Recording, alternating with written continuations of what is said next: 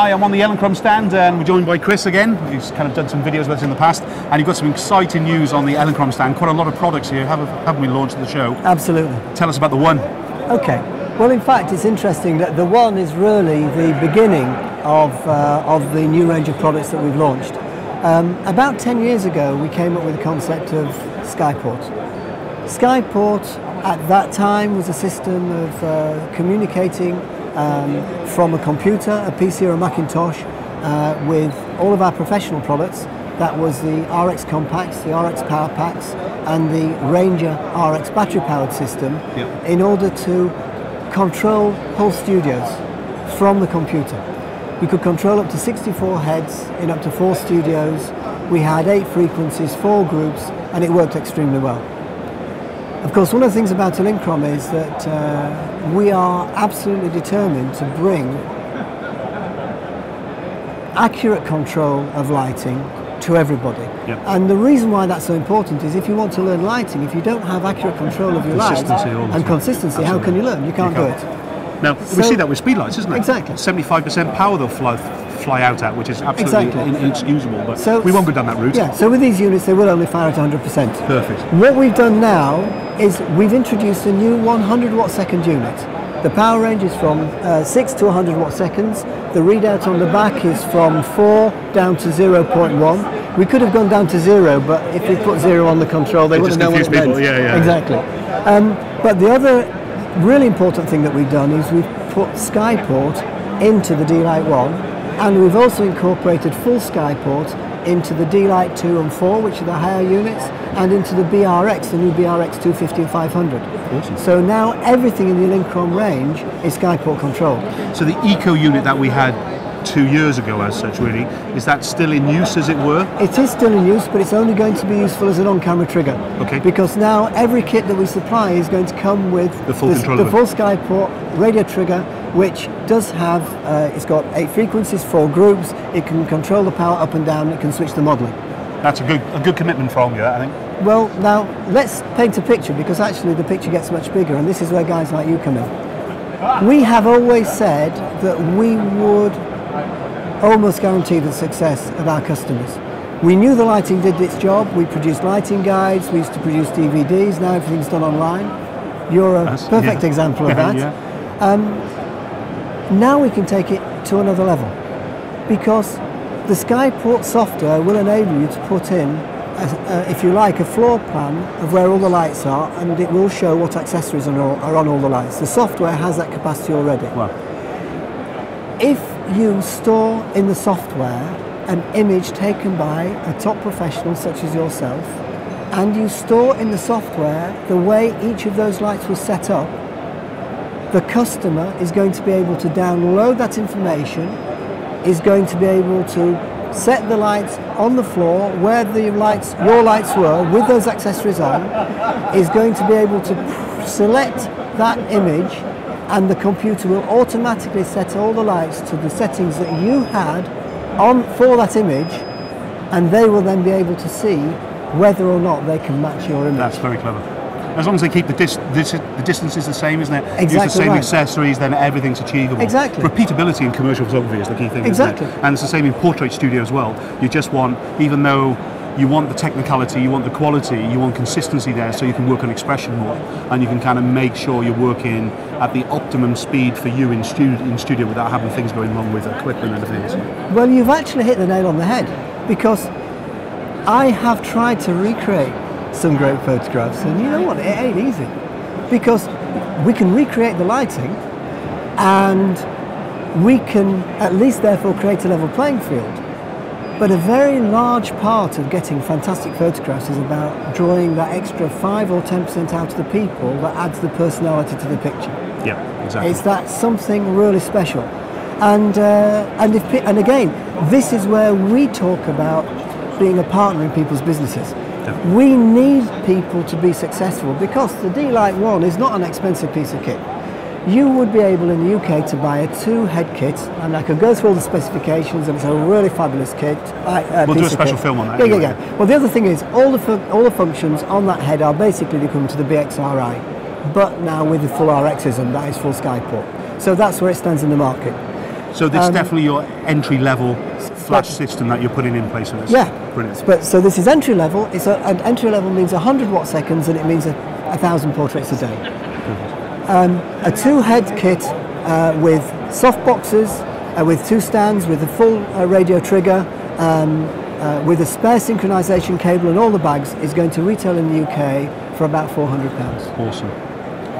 The umbrella set, which has 2 umbrellas and 2 16cm reflectors instead of the soft boxes, is going to be about £350. Awesome. But bear in mind that's a starting point. D-Lite 2s, 4s, they add extra power and they add extra work capacity. BRX 250 500s, they add extra power, extra work capacity, they add shorter flash durations, they add greater control of the modelling lamp, and there's a couple of other things, but it eludes me. The great thing about it, I talked about entry level, but in fact what you've done by building all the professionalism into the unit, they're a unit that's going to carry you through the whole of your career now, isn't it, really? Whereas it's not kind of you use it initially, you buy a cheap kit to begin with to get used to flash and everything else. Now it's basically going to be a part of your set, whether you upgrade in 2 years or 10 years time, it's still going to be running a part of your Elinchrom family of lighting, isn't it? Well, as usual, you've hit the nail on the head, but I think it's, in a way, I think you're right, but I think it's better than that. I think the people that will buy it will be, firstly, people who are using speed lights and want to also use serious studio lighting to complement the speed lights. The second group of people will be people who have maybe bought inexpensive flash kits previously. I hesitate to call them cheap. They're finding they're not doing the job that they expected. It's not a great learning tool, and therefore they're frustrated. And they don't know whether it's something that they're doing wrong or it's the equipment. And the best thing they can do is auction it off on eBay and buy a decent set. Well, that's the second thing. But the third thing, and you mentioned professionals, how often do you need less power than you've got? I use my Quadras when I need less power. Exactly. Because there's only so low you can physically go. Well, the Quadra goes down to 8.2 watt seconds. This goes down to 6 watt seconds. Excellent. I look forward to playing with that. Really do with it. What else have we got launched at the show? New at the show, we've got the D-Lite 2 4 RX version. That's the ones here, isn't it? So that's these units here. Yep. Yeah. The D-Lite 2 4. I mean, it's essentially the RX. Exactly. So it's RX, which means it's full Skyport, but it also means it's got a lot of the BXRI features. The BXRI features are that the modelling lamp will dim on recycling, so that's an indicator. The audio tone can be extended, so if you've got a number of heads recycling, you can hear them. You can dim the modelling lamp on a lower power light, so if you're using a 2 and a 4 together, you can dim the modelling light on the 2, so the modelling lamp's still proportional. And with, of course, the D-Lite One, you could use a D-Lite One with a D-Lite 2 and have the modelling lamp on half power on the D-Lite One, and that again would make the modelling lamp proportional. You can adjust the increments, the flash increments. You've got a lens that's adjusting in thirds of a stop or something like that. Of course, you've still got the 4 groups and the 8 frequencies for the radio control, the radio control and the radio triggering, and you've got high-speed radio, which means you can trigger up to approximately 1 stop faster than the normal synchronization speed of your camera. It's about 250 through the camera. Exactly. Most success with anything. Exactly, and I think that's more or less the BXRI features. Brilliant. So, Chris, tell us about this. It looks familiar, but looks different at the same time. Yeah, it's a little bit different. The BXRI, which was the previous version of the 250 and the 500, did not have full Skyport compatibility. The RX in here is that full Skyport compatibility. So, of course, we've now retained full RXism from the D-Lite 1 through the D-Lite 2, the D-Lite 4 to the 250, the BRX 250 and the BRX 500. There are a number of important features on this unit. The first is that the flash duration is very fast. The reason why flash duration is important is on the smaller chips you can enlarge up to maybe 15 or more times. Any movement in the subject or in the camera will be recorded as a reduction in the image quality. So the shorter flash duration of these units does enable us to get the sharpest images. In addition, we've got a proper rigid chassis inside, which means that we can use the very largest lights. Plus, of course, we've got full independent control of the modelling lamps. So broadly, that's the differences between the BRX units and the D-Lite RX units. But the most important difference, as I say, is this the two letters here, RX, which means that we've added full Skyport. Perfect. So, been joining on the stools with Kenny, because Kenny's a big Quadra user just like me. Sorry about the noise in the background, but there's loads of demonstrations going on the Elinchrom. Exactly. It's 50 years as well for you, isn't it? It Well, is. I don't mean for you. He's much older. I look so young. It's 50 years of Elinchrom, though, isn't it? It is. That looks fucking amazing as well.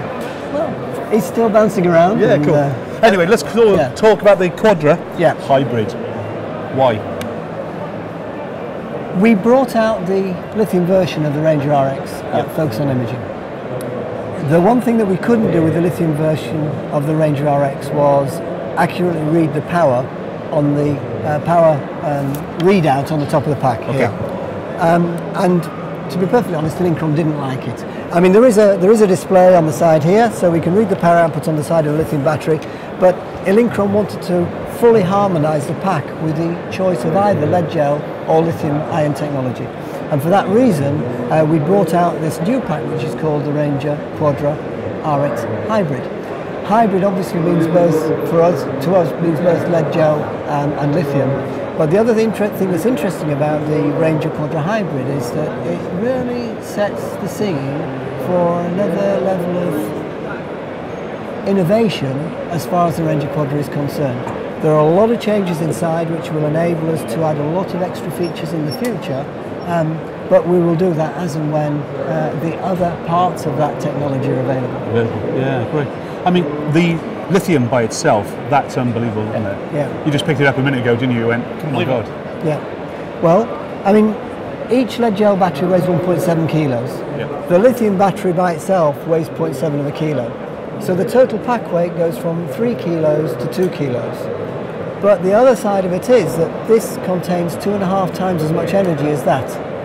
So if you're saving 1 kilo there, you're saving 2.5 kilos here.